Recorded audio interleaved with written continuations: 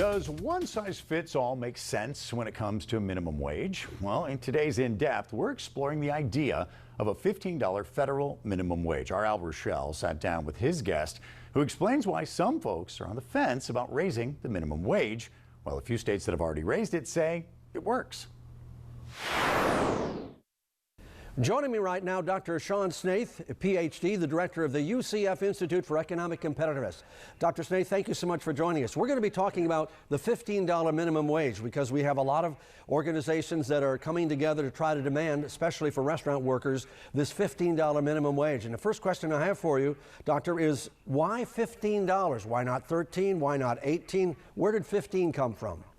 Well, that's a good question. If you're going to legislate what people have been paid, have to be paid, why not a higher amount than $15? But, that being said, that would represent a significant jump in the minimum wage in most areas around the country. And, the consequences of doing that, I think, might not be what the proponents are expecting.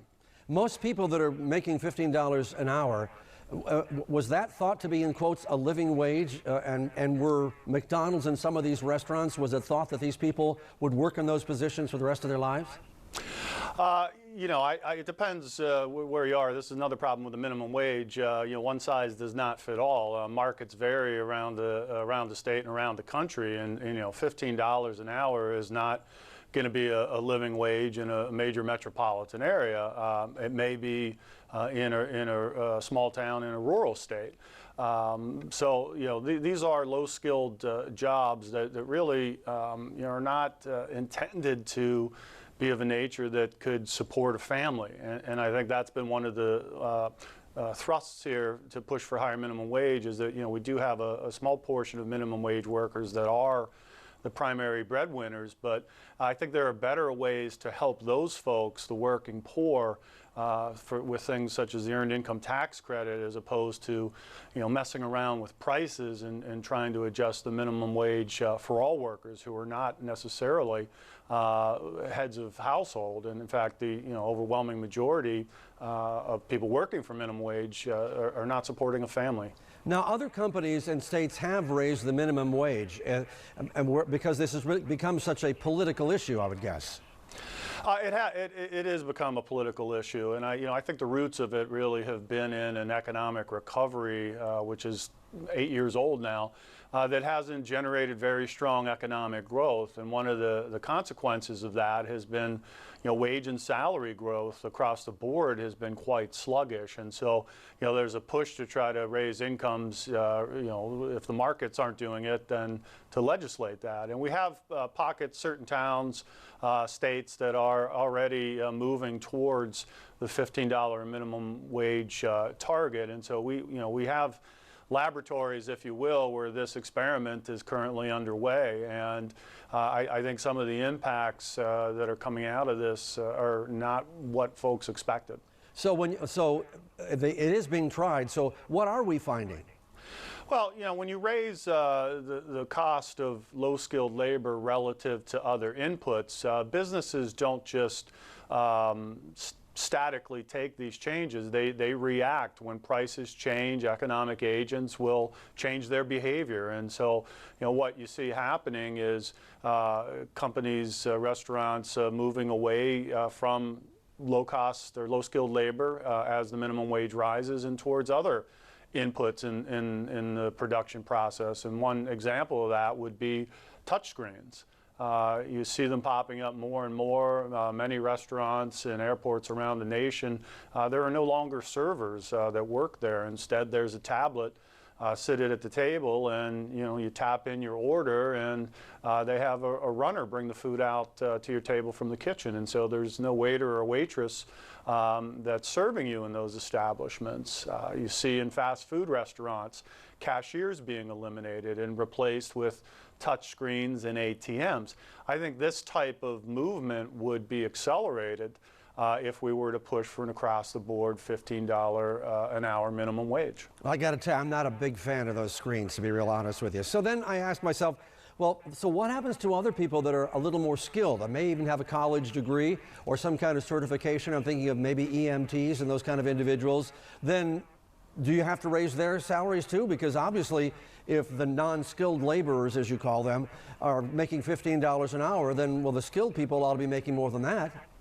Well, I think if you just try to raise lower skilled workers' wages and don't adjust those that have more skills and or experience, then you're going to get a sort of compression. And we've already seen in some instances some blowback from doing just this. People that worked in a position for many years, gained experience, had raises, earned raises over the course of the years. And then someone coming in new to the company with no experience is earning essentially the same wage. So, this can generate certainly some ill will among current employees if they see this kind of thing happening, and it it could easily be interpreted that somehow their loyalty and their experience is not being valued by the company who's paying a new hire the same amount that they're making. But you're going to have some people are going to say, no, wait a minute, this really isn't fair that a person has to have 2 or 3 jobs, even if they're low-skilled jobs, to raise a family, just to pay the rent, to drive the car, to pay the gas. Well, I think the solution is not, again, in forcing companies to pay all low-skilled workers a $15 minimum wage.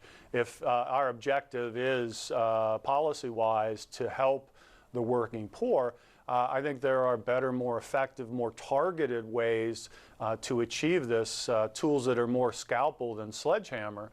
A $15 minimum wage is going to carry with it a whole host of unintended consequences that won't necessarily help the people we're trying to help, and will very likely harm some of them as well as a number of other folks as collateral damage.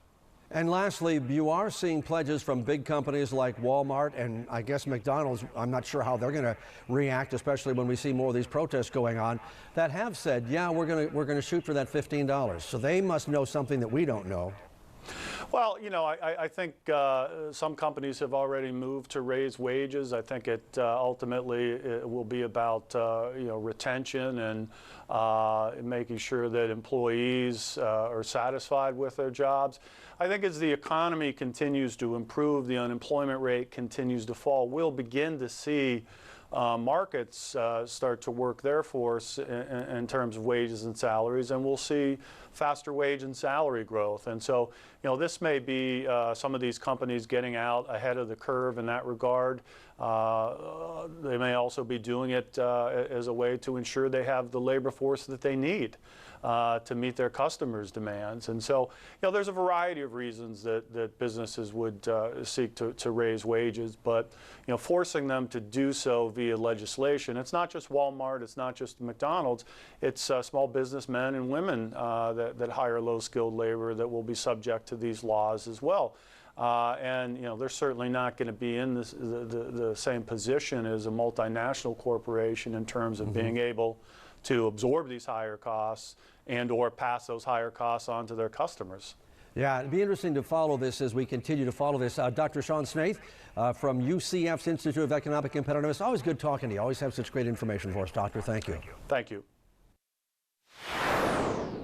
Here's something to think about. Right now, Florida's minimum wage stands at $8.10. That's up 5 cents from 2016. It's still higher than the federal minimum wage, which stands at $7.25.